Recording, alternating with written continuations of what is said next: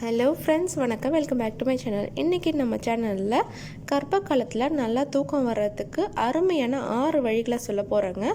நிறைய பேருக்கு தூக்கம் இல்லாமல் ரொம்ப கஷ்டப்பட்டுருப்பீங்க. அவங்களாம் இந்த டிப்ஸை ஃபாலோ பண்ணி பாருங்கள், ரொம்பவே பயனுள்ளதாக இருக்கும். வாங்க வீடியோக்குள்ளே போகலாம். கர்ப்பமாக இருக்கிற பெண்ணுக்கு தனது உடல்நலத்தையும் தனது குழந்தையோட உடல்நலத்தையும் ஆரோக்கியமாக வச்சுக்கிறதுக்கு தூக்கம் ரொம்ப ரொம்ப அவசியங்க. ஸோ கண்டிப்பாக 8 மணி நேரம் நீங்கள் தூங்கி ஆகணுங்க. அப்படி தூக்கம் வராமல் கஷ்டப்படுறவங்களுக்கு இந்த 6 டிப்ஸு ரொம்பவே பயனுள்ளதாக இருக்கும். இதை கண்டிப்பாக ஃபாலோ பண்ணுங்கள். ஃபஸ்ட்டு டிப்பு பார்த்தீங்கன்னா, ஒரு பக்கமாக படுக்கணுங்க. இடதுபுறமும் வலதுபுறமும் எந்த பக்கம் உங்களுக்கு சௌரியமாக இருக்கோ அந்த பக்கம் நீங்கள் படுத்து விடுறங்க. பெஸ்ட்டு ஸ்லீப்பிங் பொசிஷன் பார்த்தீங்கன்னா இடது பக்கம் தான். அப்படி நீங்கள் படுக்கும்போது உங்களுக்கும் உங்கள் குழந்தைக்கும் நல்ல ஒரு ரத்த ஓட்டம் கிடைக்கும். இதை பற்றி நம்ம 2 வீடியோ போட்டிருக்கோம், பார்க்காதவங்க போய் பாருங்கள், ரொம்பவே பயனுள்ளதாக இருக்கும். சில பேருக்கு இடது பக்கம் படுக்க முடியல அப்படின்னா நீங்கள் வலது பக்கம் படுத்துக்கலாம். ஏதாவது ஒரு சைடு படுத்தால் நல்ல நிம்மதியான தூக்கம் வரும். அது உங்களுக்கும் உங்கள் குழந்தைக்கும் ஆரோக்கியத்தை கொடுக்கும். குழந்தையும் நல்லா ஹெல்த்தியாக இருக்கும். இரண்டாவது பார்த்திங்கன்னா, சாப்பிடக்கூடிய உணவு மேலே நீங்கள் கவனமாக இருக்கணுங்க. குறிப்பாக தூங்குறதுக்கு முன்னாடி நீங்கள் என்ன உணவு சாப்பிட்றோன்றது ரொம்பவே அவசியம். புரதம் நிறைந்த உணவுகளை நீங்கள் அதிகமாக சாப்பிட்டீங்கன்னா நல்ல நிம்மதியான தூக்கம் வருங்க. உதாரணத்துக்கு சாதம், பருப்பு வகைகள் அதிகமாக சேர்த்துக்கும் பொழுது அது 3 வேளையிலும் சாப்பிட்டுக்கலாம். சில பேருக்கு பிடிக்காதுன்றவங்க வேறு ஏதாவது ஒரு ஃபார்மில் சப்பாத்தி இல்லைன்னா தோசை, அது கூட ஏதாவது ஒரு கூட்டை சேர்த்துக்கலாம். அந்த மாதிரி பருப்பு வகைகளையோ இல்லை புரதம் நிறைந்த உணவுகளையோ நீங்கள் நைட்டில் சாப்பிடும்பொழுது நல்ல நிம்மதியான தூக்கம் வருங்க.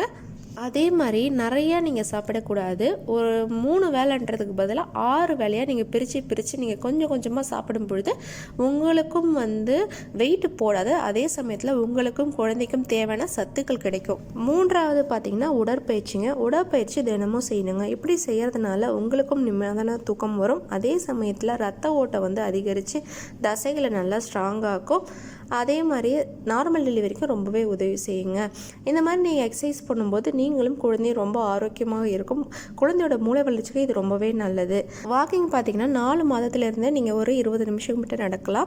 7 மாதத்துக்கு அப்புறம்லாம் பார்த்தீங்கன்னா 3/4 மணி நேரம் டு 1 மணி நேரம் வரைக்குமே நீங்கள் வாக் பண்ணலாம். பண்ணுறதுனால நீங்களும் டயர்டாகிட்டு நிம்மதியான தூக்கம் வந்துடும். நைட்டு உங்களுக்கு தூக்கம் இல்லை அப்படின்ற பிரச்சனையும் இருக்காது. அதே சமயத்தில் டெலிவரிக்கும் ரொம்ப உதவி செய்யும். பெயின் இல்லாத நார்மல் டெலிவரிக்கு ரொம்பவே ஹெல்ப் பண்ணுங்க.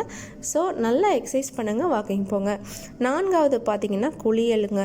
இந்த குளியலும் உங்களோட நிம்மதியான தூக்கத்துக்கு ரொம்பவே முக்கியமாக அமையும். நம்ம வீடியோ தொடர்ந்து பார்த்துட்டு இருந்தீங்க அப்படின்னா அவங்களுக்கு எல்லாருக்குமே நான் அந்த டிப்ஸை சொல்லியிருப்பேன்.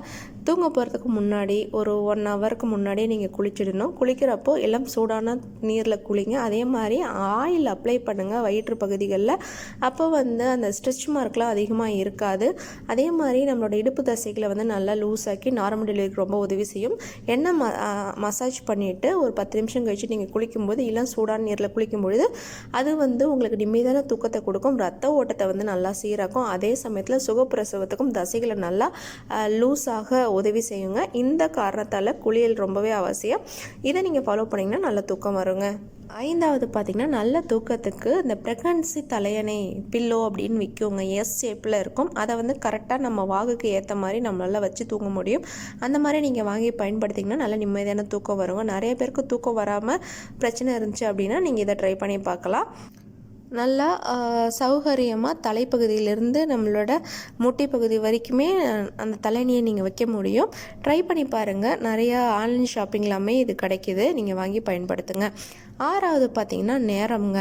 நேரமும் ரொம்ப ரொம்ப அவசியம் நல்ல நிம்மதியான தூக்கத்துக்கு. டெய்லியும் தூங்கும்பொழுது ஒரே நேரத்தில் தூங்கணும். உதாரணத்துக்கு நீங்கள் 9 மணிக்கு படுத்துருவீங்க அப்படின்னா டெய்லியும் நீங்கள் 9 மணிக்கு படுங்க.